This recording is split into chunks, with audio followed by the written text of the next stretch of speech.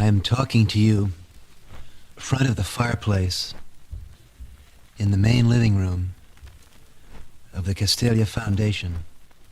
I am not speaking to you from a room of the 20th century. I am surrounded by objects and furnishings which would be more at home to a person from more ancient centuries, or perhaps from Oriental countries of the present time. The room is lit by candlelight. There are no chairs or tables,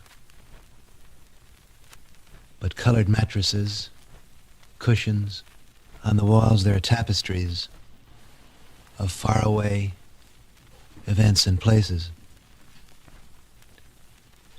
As I look out the window, I see lawns,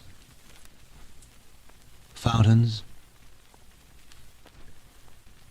a meditation house shrouded by pine trees,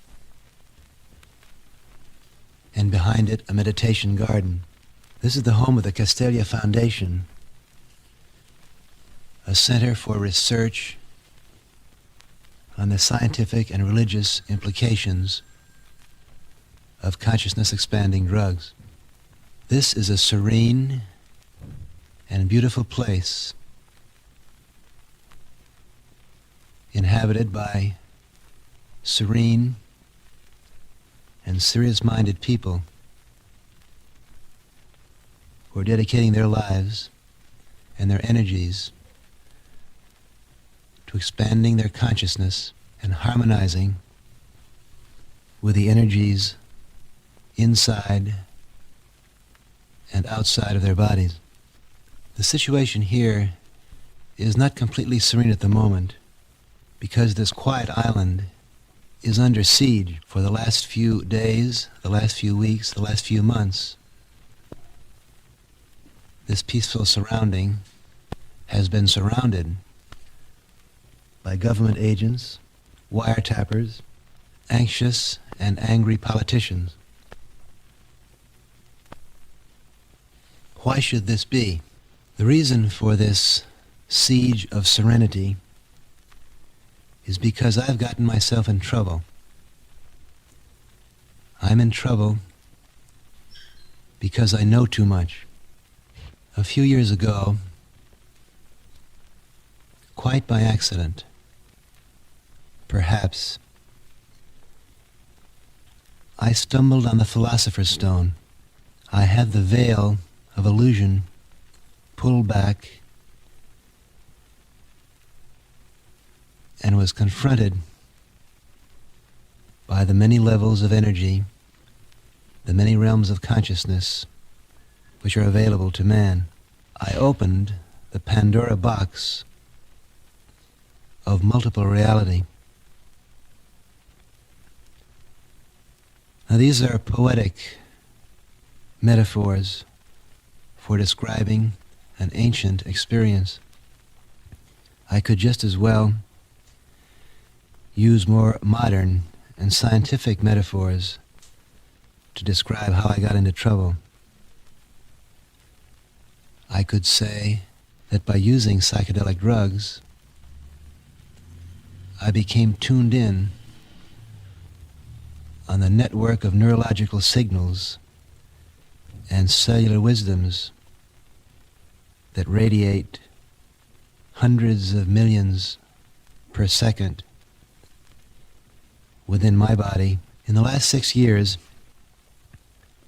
I have taken the voyage out of my mind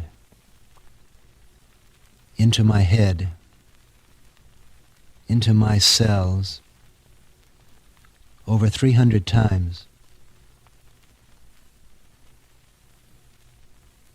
Each time I have made this voyage, I have tried to communicate it to fellow voyagers and to my fellow men. Partly as the result of our experiences, at the present time, over 1 million Americans have had the experience of going beyond their mind into the eerie, shifting, pulsating world of energy systems within their own body. In addition to the million Americans who have taken psychedelic drugs such as LSD, there are hundreds of millions of other people who have heard this news. Hundreds of millions of people in this country, in South America and Europe, who have been disturbed, fascinated, confused, irritated by the rumors about psychedelic drugs, their promise, their challenge, their perils. What are psychedelic drugs? The first thing to be said is that they're no new arrival on the human historical scene. Sacred plants and vegetables have been used for thousands of years, back to the dawn of human history, by wise men, medicine men, prophets, to expand man's mind. Today, in our technological society, we have produced dozens of chemicals which perform the same function. LSD, mescaline, dimethyltryptamine, psilocybin. There's a long litany of psychedelic chemicals, all of which, interestingly enough, are based on organic or botanical chemicals. And the powerful drugs which we now have to expand human consciousness are not the end. Each few months, the biochemists come up with a new molecule which talks directly, eloquently, and powerfully to the human nervous system, opens it up, and changes it.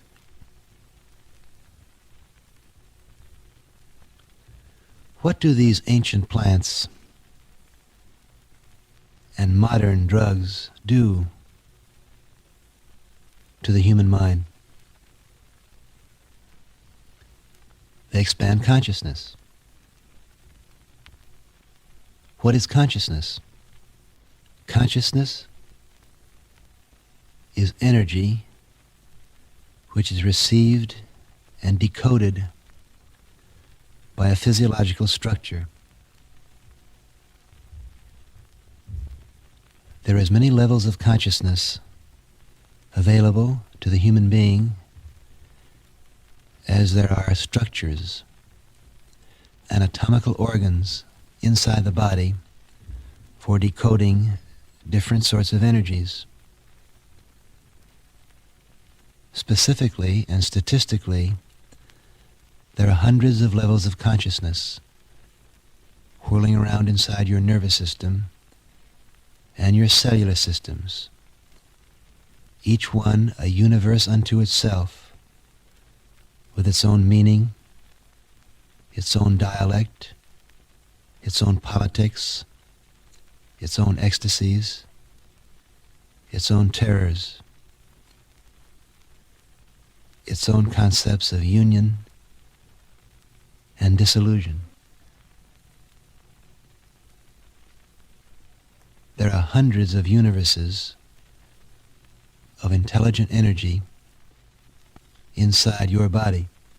For the beginning student in this new and bewildering science of consciousness expansion, it's useful, I think, to consider 5 broad levels of consciousness. And anyone who wishes to think about or learn about the psychedelic drugs must keep something like this 5-point scale in mind, because each drug experience energizes and triggers off different levels of consciousness. The 5 levels of consciousness that I suggest you learn and eventually learn to use are sleep, symbolic consciousness, the consciousness of the senses directly energized, the consciousness of cell, and the consciousness of precellular energy, molecular or atomic in nature. Sleep, symbol, sense, cell, molecule. Today, we Americans live in a drug-happy culture. Today, I would say that 90% of Americans are addicted to or dependent on some drug which alters consciousness.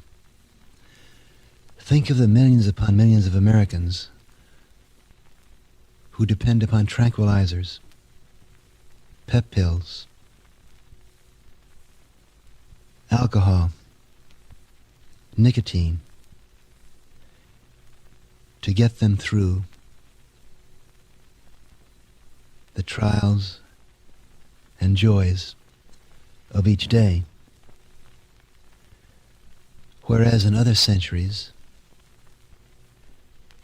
men debated and fought over symbols, the cross or the crescent, or which version of the Bible you read.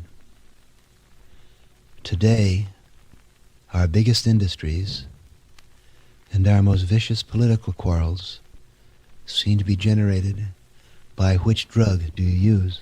In order to make sense of the politics of conscious-expanding drugs or consciousness-contracting drugs, you must understand how specific drugs trigger off different levels of awareness. All of you know what happens when you take a heavy dose of a narcotic or of alcohol. You fall into a stupor. You escape into sleep. All of you know what normal symbolic consciousness is. We think of ourselves as human beings with tangible organs such as ears and fingers and eyes and feet. Actually, the human body is a collection of trillions of cells. Each cell in your body is a network of communication and intelligent energy, much more complicated than the city of New York. Each cell in your body is performing tasks of communication, transportation, ingestion, elimination, defense, memory, and learning. Tasks which are millions or hundreds of millions of years old and which have not changed in many cycles of evolution. Within the nucleus of every cell in your body is contained a chain of protein molecules which is called the DNA code. This is the blueprint of life. The DNA code is a biochemical electrical architect's office which designs and constructs every cell in your body and the overall patterning of your organs and tissues. Your DNA code was created by the codes of your mother and your father. You contain, within every cell in your body, a living chain of molecules, which is literally the chain of life, and which traces back in an unbroken sequence to the beginning of life on this planet some 2 billion years ago. If one link in this chain of life had been broken in over 2 billion years, you and I would not be here today.